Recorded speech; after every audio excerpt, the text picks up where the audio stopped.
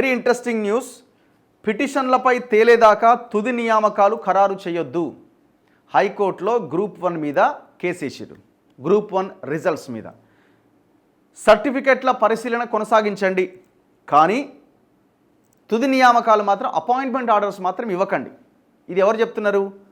High court చెప్తున్నది. Group 1 మీద. Group 1 prelims అయిపోయింది, మెయిన్స్ అయిపోయింది, రిజల్ట్స్ వచ్చినాయి. 563 మందికి ఉద్యోగాలు వచ్చినాయి. వాళ్ళ సర్టిఫికేట్ వెరిఫికేషన్, ఆ తర్వాత నియామక అపాయింట్మెంట్ ఆర్డర్స్ ఇస్తారు. సో వెరిఫికేషన్ చేయండి, కానీ అపాయింట్మెంట్ ఆర్డర్స్ మాత్రం ఇవ్వకండి. ఎందుకు ఇవ్వద్దు? గ్రూప్ 1 పైన టీజీపీఎస్సీకి హైకోర్టు మధ్యంతర ఆదేశాలు ఇచ్చింది. కంప్యూటర్ లాగ్డ్ హిస్టరీ వివరాలు ఇవ్వాలని ఉత్తర్వులు. మార్కులు తగ్గిన అభ్యర్థిని ప్రతివాదిగా చేయాలని సూచన. ఇప్పుడు ఇందులో ఈ వాల్యుయేషన్లో అవకతవకలు జరిగినాయి, తద్వారా తెలుగు మీడియం విద్యార్థులు తీవ్రంగా నష్టపోయారు అన్నది గ్రూప్ 1 ఆస్పిరెంట్స్ చేస్తున్న ఆరోపణ. దీని మీద టీజీపీఎస్సీ నుంచి కానీ ప్రభుత్వం నుంచి కానీ ఎలాంటి స్పష్టత కానీ రెస్పాన్స్ కానీ మినిమం రెస్పాన్స్ కూడా లేదు. ఎవరైనా గట్టిగా మాట్లాడితే కేసులు వేస్తున్నారు. నిన్ననే ఇంటర్వ్యూ చేసినాం. ఆయన అశోక్ అకాడమీ చైర్మన్ అశోక్ గారిని ఆయన ఉద్యోగాలు అమ్ముకున్నారు, ఇది ఏంది, ఇది తెలుగు మీడియం స్టూడెంట్స్కి ఇంత అన్యాయం జరుగుద్దానికి అన్ని 80 మార్కులు వచ్చినానికి ఎస్ఏ రైటింగ్లో 11 మార్కులు ఎట్లా వస్తాయి? ఒక 2 సెంటర్లలో 74 మంది ఎట్లా వాళ్ళకు ఉద్యోగాలు వస్తాయి? 1000 మంది రాసిన దగ్గర ఒక్కరికి కూడా ఎందుకు ఉద్యోగం రాదు? ఇట్లా కొన్ని వాళ్ళు స్టాటిస్టిక్స్ లెక్కలు చెప్తూ వచ్చారు. 563 మందిలో టాప్ 100లో తెలుగు మీడియం వాళ్ళు ఎందుకు లేకుండా పోయారు? ఒక 2-3 తప్ప. మీరు సామాజిక వర్గాల వారీగా, కమ్యూనిటీల వారీగా, ఎస్సీ ఎస్టీ బీసీ ఓసీల వారీగా రిజల్ట్స్ ప్రకటించిన మీరు, ఎంత రిజల్ట్స్ వచ్చిందో చెప్పిన మీరు, ఇంగ్లీష్ మీడియం రాసిన వాళ్ళకి ఎంత వచ్చింది, తెలుగు మీడియం రాసిన వాళ్ళకి ఎంత వచ్చిందని ఇన్ని ఆరోపణలు వచ్చినా ఎందుకు మీరు దానికి సమాధానం చెప్పట్లేదు అని కొన్ని ప్రశ్నలు సంధిస్తే ఆయన మీద కొన్ని సెక్షన్ల మీద కేసు పెట్టి కోర్టును అడుగుతున్నారు, ఈయనను అరెస్ట్ చేయాలి, దయచేసి అనుమతి ఇవ్వండి అని. ఇప్పుడు సమస్య ఉందా లేదా? సమస్య ఉన్నది. కొన్ని లెక్కలు కనిపిస్తున్నాయి, స్టాటిస్టిక్స్ క్లియర్గా తప్పు జరిగిందని. దాని మీద ఏం చేయాలా? క్లారిటీ ఇవ్వాలా? లేదు ఇది ఎక్కడా తప్పు జరగలేదని మీరు స్పష్టత ఇచ్చే ప్రయత్నం చేయాలా? కూర్చోబెట్టి మాట్లాడాలి అవసరమైతే. కోర్టుకు పోతే ఇప్పుడు ఈ పరిస్థితి. టీజీపీఎస్సీ నిర్వహించిన గ్రూప్ 1లో అక్రమాలు చోటు చేసుకున్నాయంటూ దాఖలైన పిటిషన్లపైన విచారణ కొనసాగుతున్న నేపథ్యంలో సర్టిఫికెట్ల పరిశీలన ప్రక్రియను కొనసాగించవచ్చని, నియామక పత్రాలు మాత్రం జారీ చేయొద్దని హైకోర్టు మధ్యంతర ఉత్తర్వులు ఇచ్చింది. మెయిన్స్ మూల్యాంకనం తీరుపై దాఖలైన పిటిషన్లపైన తేలేదాకా తుది నియామకాలు ఖరారు చేయవద్దని చెప్పింది. అభ్యర్థుల డేటా నమోదుకు సంబంధించిన కంప్యూటర్ లాగ్డ్ హిస్టరీ సమర్పించాలని, పిటిషన్లు లేవనెత్తిన పూర్తి వివరాలతో కౌంటర్ దాఖలు చేయాలని టీజీపీఎస్సీని ఆదేశించింది. ఈ నియామక ప్రక్రియ మరింత ఆలస్యమయ్యే అవకాశాలు కనబడుతూ ఉన్నాయి. అదేవిధంగా రీకౌంటింగ్కు దరఖాస్తు చేస్తే మార్కులు తగ్గిన అభ్యర్థిని ప్రతివాదిగా చేర్చాలని, పిటిషన్లు ప్రస్తుతం ఎక్కడ పనిచేస్తున్నారు, వారి హోదాలతో పూర్తి వివరాలు సమర్పించాలని సైతం స్పష్టం చేసింది. రీకౌంటింగ్ అప్లై చేసిరట ఒక అభ్యర్థి అప్లై చేస్తే ఇంకా ఉన్న మార్కులు తగ్గినాయట. ఆ అభ్యర్థిని ప్రతివాదిగా చేర్చండి అని చెప్తుంది కోర్టు.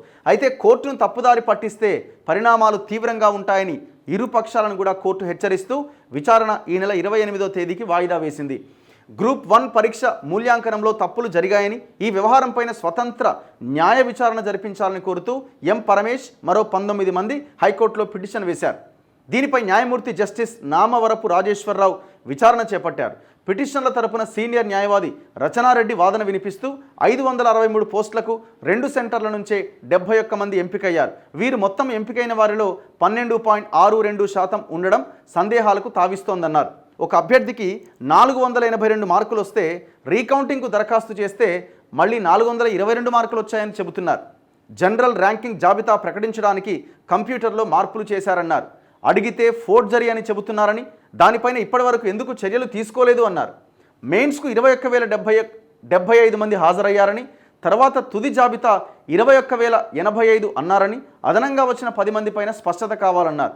ఉర్దూలో 9 మంది పరీక్ష రాశారని ప్రకటించి తర్వాత 10 మందిగా చెప్పారు.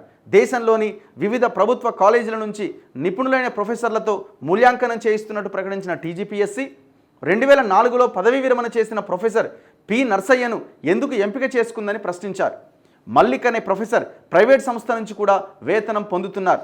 ప్రిలిమ్స్ మెయిన్స్ల హాల్ టికెట్ల నెంబర్లు వేరువేరుగా ఇచ్చారు. మొదట 45 సెంటర్లను చెప్పి 46 సెంటర్స్లో పరీక్ష నిర్వహించారు. తప్పుడు వివరాలతో నియామకాలు అడ్డుకోవడానికే ఈ పిటిషన్లు వేశారని టీజీపీఎస్సీ వాదించింది. రీకౌంటింగ్తో మార్కులు తగ్గాయన్న ఆరోపణలు అవాస్తవం. ఆ అభ్యర్థికి మొదట 422.5 మార్కులు వచ్చాయని, రీకౌంటింగ్లో కూడా అంతే వచ్చాయని టీజీపీఎస్సీ తరపు న్యాయవాది రాజశేఖర్ తెలిపారు. అయితే మార్కులు 49 వస్తే 69, 77 వస్తే 87, 62.5 వస్తే 82.5 ఇలా ఫోర్జరీ చేశారని, దీనిపై విచారణ ప్రారంభించి షోకాజ్ నోటీసు జారీ చేశామన్నారు. పిటిషనర్స్లో 20 మందిలో 19 మంది ప్రభుత్వ ఉద్యోగులే. వారు ఎక్కడ పనిచేస్తున్నారన్న వివరాలు సమర్పించలేదు. 2014 నుంచి నియామకాలు జరగలేదని, ఉద్యోగాలున్న ఈ పిటిషనర్లు నిరుద్యోగులకు అవకాశం లేకుండా చేస్తున్నారన్నారు. హాల్ టికెట్ల నెంబర్లు మారినప్పటికీ మెయిన్స్లోని ప్రతి హాల్ టికెట్లో ప్రిలిమ్స్ హాల్ టికెట్ నెంబర్ను పేర్కొన్నామన్నారు. 5 లక్షల మంది ప్రిలిమ్స్ రాస్తే 21,000 మంది మెయిన్స్కు ఎంపికయ్యారు. వీరికి వరుస నెంబర్లు కేటాయించడానికి వీలుగా మెయిన్స్కు ప్రత్యేక సీరియల్ నెంబర్ ఇచ్చారు. పరీక్షా కేంద్రాల నుంచి తీసుకున్న ప్రాథమిక సమాచారం మేరకు 21,075 మంది రాసినట్లు వచ్చింది. అయితే బయోమెట్రిక్ ఆధారంగా ఖచ్చితమైన వివరాలు తెప్పిస్తే సంఖ్య 21,085కు పెరిగింది. ఎట్లా పెరుగుతుందండి? మీడియాకి వివరాలు ఇవ్వడానికి మొదట ఇలా ప్రాథమిక సమాచారం తెప్పిస్తాం. ఒక సెంటర్లో దివ్యాంగులకు అనుకూలంగా లేకపోవడంతో వారికి అనుకూలంగా మరికొన్ని సెంటర్లు పరిశీలించి అదనంగా ఒక సెంటర్ను పెంచాం. కోటి విమెన్స్ కాలేజీలో ఏర్పాటు చేసిన 2 సెంటర్ల నుంచి ఎక్కువ మంది ఎంపికయ్యారన్న దానిపై స్పందిస్తూ సెంటర్ 18లో 792 మంది పరీక్ష రాయగా 39 మంది, సెంటర్ 19లో 864 మంది పరీక్ష రాస్తే 32 మంది ఎంపికయ్యారు. ఇది 4% తక్కువే. ఇదే సెంటర్లో మిగిలిన అభ్యర్థులు ఎవరూ అక్రమాలు జరిగాయని ఫిర్యాదు చేయలేదన్న విషయాన్ని పరిగణలోకి తీసుకోవాలన్నారు. కోటి మహిళా కాలేజీలో ఇన్విజిలేటర్లు సిబ్బంది అంతా మహిళలే కావడంతో కాలేజీ అభ్యర్థన మేరకే అక్కడ కేవలం మహిళలకే కేటాయించాం. సెంటర్లలో టాయిలెట్లు వినియోగించాల్సి ఉంటుంది. అక్కడ పురుషులను అనుమతిస్తే రహస్య కెమెరాలు వంటి సమస్యలు తలెత్తకుండా కమిషన్ నిర్ణయం తీసుకుంది. రహస్య కెమెరాలు ఎక్కడివి, కథ ఎక్కడిది, వాళ్ళకు అనుకూలంగా వాళ్ళు వాదన వినిపించింది. సెంటర్లను కలెక్టర్లు ఎంపిక చేస్తారన్నారు. ఇక మెయిన్స్లో పురుషుల కంటే స్త్రీలు మెరుగ్గా పరీక్ష రాశారని తేలింది. ఆర్సీ రెడ్డి స్టడీ సర్కిల్లో పనిచేస్తున్న జిఏ మల్లిక్ను మూల్యాంకనం కోసం నియమించారు అన్న ఆరోపణ అవాస్తవం. ఆయన చేవెళ్ల ప్రభుత్వ డిగ్రీ కాలేజీలో లెక్చరర్గా పనిచేస్తున్నాడు. అంబేద్కర్ ఓపెన్ యూనివర్సిటీలో ప్రొఫెసర్గా పదవీ విరమణ చేసిన నరసయ్య అనుభవాన్ని దృష్టిలో ఉంచుకొని మూల్యాంకనం నిమిత్తం తీసుకున్నాం. పదవీ విరమణ చేసిన వారు మూల్యాంకనం చేయకూడదు అన్న నిబంధన ఎక్కడ ఉందో చెప్పాలి. ఒక పార్టీకి చెందిన వ్యక్తి మాట్లాడిన అంశాలే ఆ పిటిషన్లో ఉన్నాయి. పిటిషనర్లు వారికి జరిగిన నష్టమేంటో చెప్పలేదు.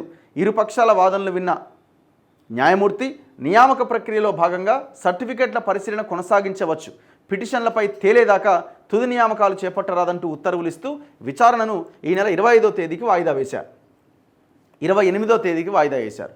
ఏం జరుగుద్దన్నది కోర్టు పరిధిలో ఉన్నది అంశం చూడాలి. మరి ఇప్పుడు జీవో 29 మీద సుప్రీంకోర్టు దాకా పోయింది కేసు. దానివల్ల ఎస్సీ ఎస్టీ బీసీలకు అన్యాయం జరిగిందన్నది కనబడతా ఉన్నది. ఏమన్నది కోర్టు చివరికి? ఇప్పుడు వస్తే ఎట్లా, ఆల్రెడీ ఎగ్జామ్ స్టార్ట్ అయింది, ఎగ్జామ్ కొద్ది రోజుల్లో స్టార్ట్ కాబోతుంది, చాలా ఆలస్యంగా పిటిషన్ వచ్చిందని చెప్పి కొట్టేసింది. కానీ అన్యాయం జరిగింది ఎవరికి? అసలు జీవో 29 మీద పిటిషన్ వేసినప్పుడే ప్రభుత్వాన్ని క్వశ్చన్ చేస్తున్నారా? లేదు కదా. కొన్ని నెలల నుంచి వాళ్ళు నోటిఫికేషన్ ఇచ్చినప్పటి నుంచి 55ని మార్చి 29 తీసుకొచ్చినప్పటి నుంచి గొడవ చేస్తూనే ఉన్నారు. మరి ప్రభుత్వానికి తెలవాలి కదా. ఎంత అన్యాయం చూడండి. అంటే ఇక్కడ వినిపిస్తున్నది ఏంటంటే ఒక కమ్యూనిటీ కోసమే ఈ మొత్తం ఆ కమ్యూనిటీకి లాభం చేయడానికే జరుగుతున్నది ఇదన్న ఒక ఆరోపణ కూడా చాలా బలంగా వినిపిస్తున్నది. తేల్చండి మీరే ఏందో. ఆల్రెడీ ఒకసారి లీక్ అయ్యి రద్దయింది, ఇంకోసారి మళ్ళీ లీక్ అయ్యి మళ్ళీ రద్దయింది, ఇది మూడోసారి. ఏమైందో చూడాలి. ఎంత పగడ్బందీగా చేయాలి, ఎలాంటి ఒక చిన్న ఆరోపణ రాకుండా ఎంత పగడ్బందీగా నిర్వహించాలా. మొన్న కూడా ఇంటర్మీడియట్ ఎగ్జామ్స్ వాల్యుయేషన్ విషయంలో కూడా ఒక ఆరోపణ వచ్చింది. ఒక పేపర్ని చాలా తక్కువ సమయం కేటాయించి మూల్యాంకనం దిద్దుతున్నారు, ఇది ఇంటర్మీడియట్ విద్యార్థులకి నష్టం చేస్తుంది అనగానే మళ్ళీ ఆ రిజల్ట్స్ యాక్చువల్గా మనం 10th ఏమో రిలీజ్ చేయాలి. మళ్ళీ ఎవరెవరైతే ఫెయిల్ అయిన అభ్యర్థులు ఉన్నారో మళ్ళీ ఇది మొదటికే మోసం వస్తుందని మళ్ళీ ఫెయిల్ అయిన వాళ్ళకి సంబంధించిన దాన్ని రీవాల్యుయేషన్ చేసారు. నేడో రేపో ఎప్పుడో రిలీజ్ అవుతట్టున్నాయి.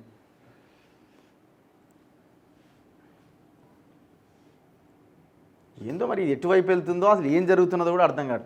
అసలు వ్యవస్థ మీద నమ్మకమే లేకుండా పోయింది. ఇప్పుడు ఎవరైనా ఎగ్జామ్స్ గవర్నమెంట్ ఈ ఎగ్జామ్స్ రాయాలంటే, కాంపిటేటివ్ ఎగ్జామ్స్ రాయాలంటే ఇది మనకు రానే రాదరా భయ్, ఎవడో అమ్ముకుంటాడు ఏదో చేసుకుంటాడు అని అనుకుంటే ఏం రాస్తారు ఇక?